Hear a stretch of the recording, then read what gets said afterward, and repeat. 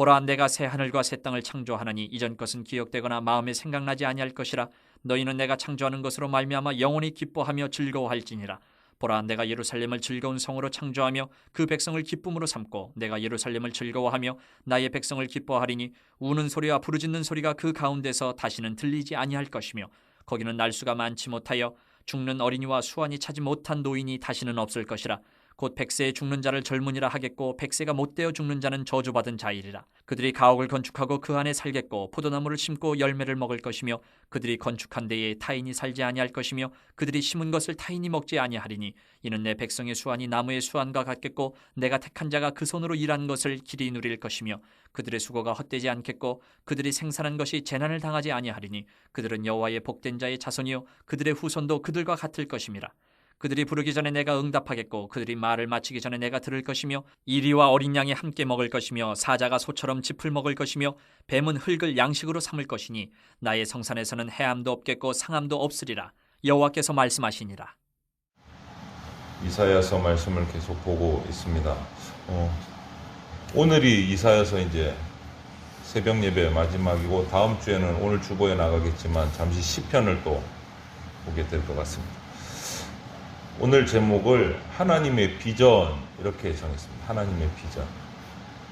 비전이라는 말은 영어인데요. 우리나라 말로 바꾸자면 여러 가지로 교환해서 사용할 수 여러 가지.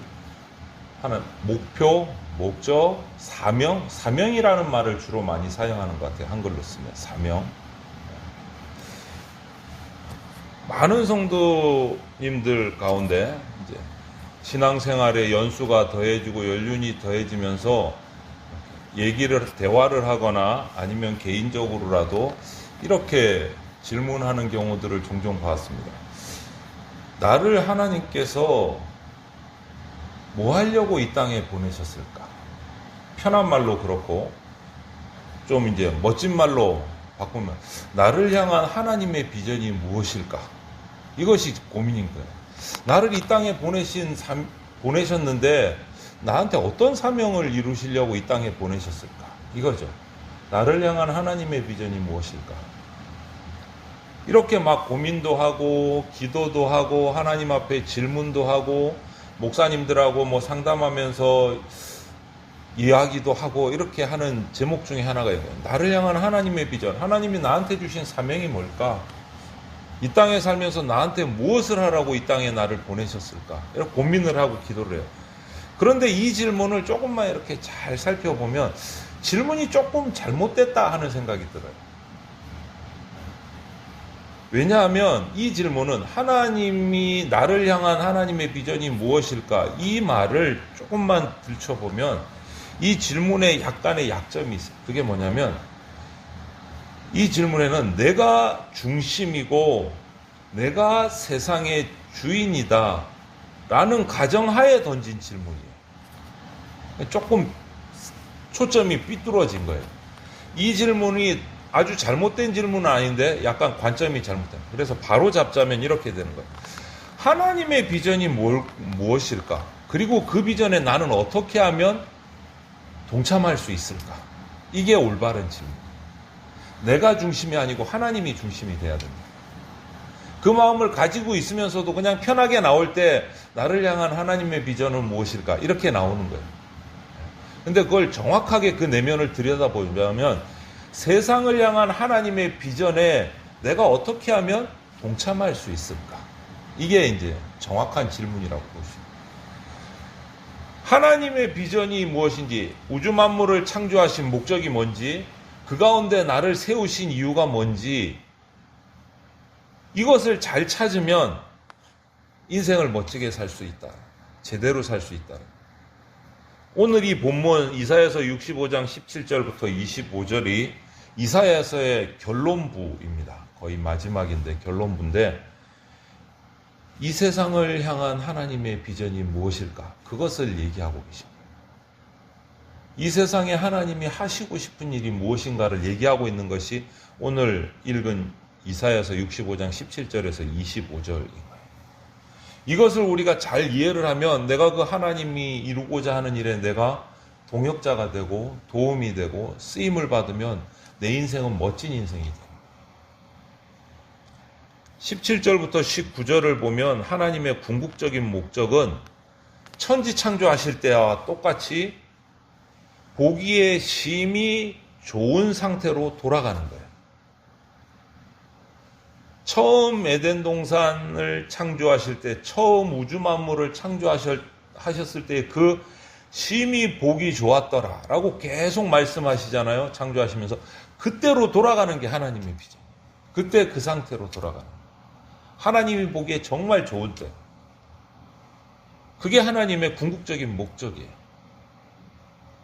이사야는 오늘 본문에 그렇게 17절부터 19절에 말하기를 하나님이 과거가 생각나지 않는 과거로부터 이어져 내려오는 그런 죄악의 이 모든 굴레들이 완전히 싹 끊어진 새로운 천지창조를 이룰 것이다 라고 예언을 해요. 새로운 천지창조를 이룰 것이다. 그것이 17절 말씀이란 말이에요. 이 새 창조, 새로운 천지창조의 특징이 뭐냐? 18절에 영원히 기뻐하며 즐거워한다. 영원히 기뻐하며 즐거워한다. 여기에 즐거움, 기쁨이라는 이 단어가 18절, 19절 두 절에 세 번씩 반복이 돼요. 세 번씩. 엄청 강조하시는 거예요. 두 절 사이에 기뻐한다가 세 번, 즐거워한다가 세 번. 이렇게 계속 반복해서 강조를 한단 말이에요. 이게 뭐예요? 에덴 동산을 떠올리게 하는 거예요. 에덴 동산. 지으실 때마다 보시기에 심히 좋았더라. 보시기에 심히 좋았더라. 보시기에 심히 좋았더라. 계속 에덴을 창조하시면서 이 세상을 창조하시면서 하셨던 그 말씀, 기쁨의 말씀, 즐거움의 말씀이 여기서 반복. 그런 세상을 다시 창조하겠다. 여러분, 에덴, 하나님이 창조하신 그 에덴의 원의 뜻이 뭐냐면 기쁨이에요. 기쁨. 통하는 바가 있단 말이에요. 기쁨.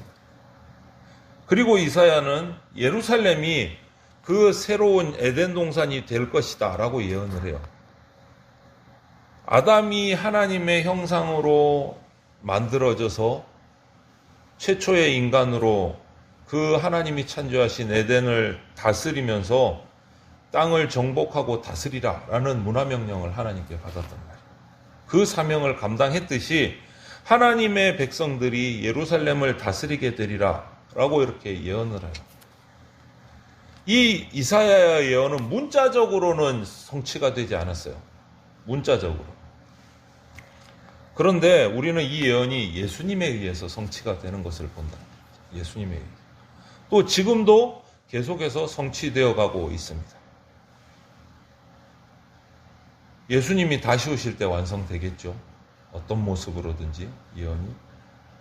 예수님은 예루살렘에서 모든 고통을, 인간의 모든 죄악을 다 짊어지고 십자가에 달리셔서 그 죄의 문제를 다 끊으시고 해결하시고 진짜 영적인 기쁨을 우리에게 주셨어요. 그리고 참된 교회를 세우셨어요. 공동체를 세우셨어요. 참된 예루살렘, 그것이 계시록 21장 2절에 나온단 말이에요. 이 이사야서의 말씀이 계시록에서 나옵니다. 그렇기 때문에 이 내용들을 우리가 보면 하나님의 비전은 참 예루살렘 교회 가운데 기쁨이 넘치고 그 교회가 에덴 동산처럼 되는 것, 그래서 교회를 통해서 세상이 구원받고 죄의 문제가 해결되고 세상을 하나님의 뜻대로 다스리는 공동체가 되는 것, 이것이 하나님의 비전이다. 이것이. 그것을 이루기 위해서 예수님께서 이 땅에 오셔서 죄의 문제를 다 해결해 주시고 올라가시면서 무엇을 세워놓고 가셨어요? 교회 공동체를 세워놓고 가셨어요. 예수님의 그 뜻을 이어가라고, 그 예언을 이루어 가라고 교회 공동체를 세워놓으셨어요. 그 교회 공동체가 지금 전 세계에 수없이 세워져 있죠. 그 중에 하나가 우리 교회란 말이죠. 우리 교회. 하나님의 비전이 이 가운데 있다는 교회 가운데 하나님의 비전. 그리고 20절, 25절로 가면 이사야는 이렇게 이 새 창조를 하실 것이라고 예언을 한 후에, 선포를 한 후에, 그러면 하나님이 다스리시는 이 새로운 세상, 이 나라는 어떤 나라일까? 그 특징을 쭉 얘기를 해요. 세 가지로 요약하면 이렇습니다. 20절에서 볼 수 있는 것은 첫 번째, 생명을 보존하고 유지하는 것이 무엇보다 최우선인 나라인 거예요. 어떻게 표현합니까?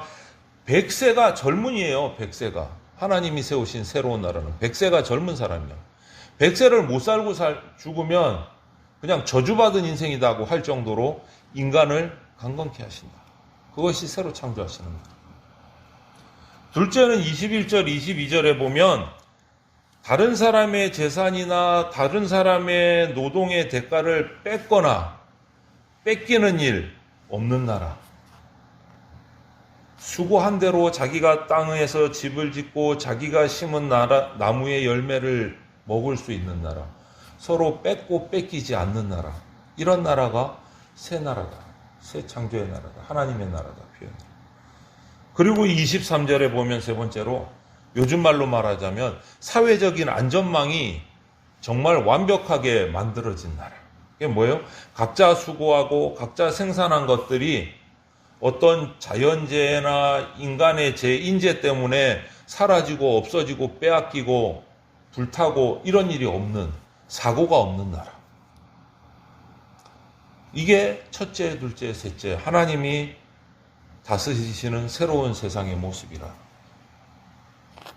이사야가 전하는 이 말씀은 우리가 지금 살아가는 이 땅에서 모든 사람이 원하는 거예요. 그렇지 않습니까, 여러분? 사람이 오래 장수하고 건강하고 남의 것 빼앗지도 않고 뺏기지도 않고 자기 땅에 자기가 집을 짓고 자기가 노동한 것의 열매를 자기가 맛보고 강도와 도둑이 없는 나라. 또 사회적으로 나라가 안전하게 구축돼서 도둑도 없고 생산한 것들이 또 재해도 없고 평안하게 살아가는 나라. 이거 우리가 원하는 나라잖아요. 사람들이 원하는 나라잖아요. 그런데 이 말을 하면 많은 사람들이 이거는 진짜 정말 우리의 이상향이고 원하는 바고 그런데 현실적으로는 이루어질 수가 없다. 그런 나라다. 이루어질 수가 없는 나라다. 그렇게 되기를 바라지만 이렇게 완벽한 나라가 어떻게 있냐. 그렇죠. 인간 가운데는 있을 수 없어요. 왜? 우리가 죄악의 죄성이 있기 때문에. 하지만 그러나 하나님이 자신의 택한 백성의 기도에 응답하시는 나라, 하나님이 다스리시는 나라, 하나님이 만드시는 나라는 결코 이게 망상이 아니라는 거예요. 하나님의 나라는 이렇다. 그것이 24절 말씀이에요. 그것이 24절. 24절 뭐라고 합니까? 그들이 부르기 전에 내가 응답하고 그들이 말을 마치기 전에 내가 이미 우리의 생각과 우리의 원하는 바를 다 아시는 하나님이 그런 나라를 만들어 가시겠다.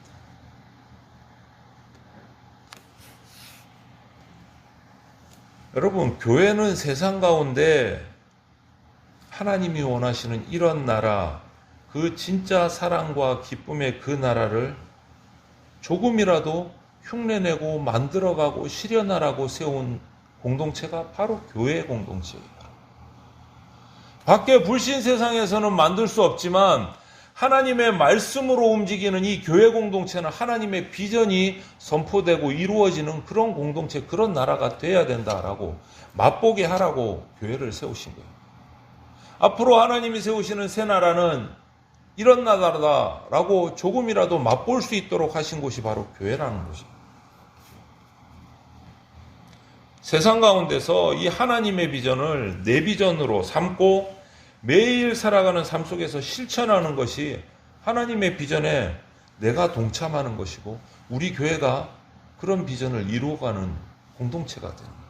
그것이 진짜 인생의 목표인 거예요. 우리 교회가 나가야 될 목표. 세상에서 여러 가지 학문이 있잖아요. 정치학, 경제학, 사회학, 사회를 통해서 공동체를 향한 학문들이 있는데 어떤 학자가 그랬어요. 이 정치학이든 경제학이든 무슨 사회학이든 이런 학문들은 모든 사람은 이기적이다. 사람 자기중심적이다. 이 전제하에 이 학문이 세워졌다. 이걸 쉬운 말로 뭐라 그래요? 인간중심적으로 세워졌다는 거예요. 조금 더 어려운 말씀은 인본주의라는 거예요. 인간 중심에서 모든 것을 계산하고 있는 학문이라. 그런데 우리는요, 교회는요, 마태복음 20장 28절, 마가복음 10장 45절에 이렇게 말씀하십니다. 섬김을 받으려 함이 아니라 도리어 섬기려 하고 자기 목숨을 많은 사람의 대속물로 주려고 오신 예수님, 예수 그리스도를 따라서 세상의 상식과는 전혀 다른 선택을 하면서 살아가는 공동체가, 존재가 교회이고 그리스도인이다. 사회의 인간 중심의 정치학, 경제학, 사회학과는 전혀 다른 삶을 살아가는 것이 교회이고 그리스도인이다라는 거예요. 세상의 정치와 세상의 경제와 세상의 사회학을 교회에 끌어들이면 돼요, 안 돼요? 끌어들일 수 없다라는 거예요. 비전부터 다르기 때문에, 뿌리부터 다르기 때문에. 교회와 그리스도인의 뿌리는 예수 그리스도이고요. 세상의 뿌리는 인간이에요. 같을 수가 없어요.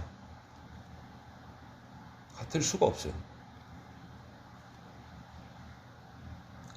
그래서 오늘 우리가 하나님의 비전에 동참하면, 하나님의 뜻을 따라가면, 동행하면 오늘 말씀처럼 이리가 어린 양과 함께 먹는 그런 공동체를, 세상을 만들어가게 된다라고 말씀하십니다.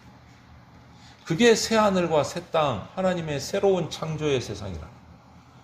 이리와 어린 양이 같이 먹는, 서로 다투지 않고 서로 잡아먹지 않는 그런 나라다. 우리는 예수님을 믿음으로 영원한 생명을 약속받았고 하나님의 자녀가 되는 정말 기가 막힌 복을 받았습니다.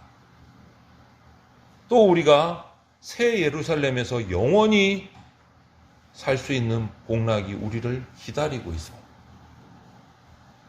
우리가 예수 그리스도 안에서 새롭게 창조되었다는 사실을 우리가 정확히 안다면, 내가 그것을 느끼고 확인했다면 더 이상 우리는요, 죄악된 세상하고 똑같이 살아갈 수가 없는 거예요. 뿌리 자체가 틀린 거예요. 뿌리 자체가.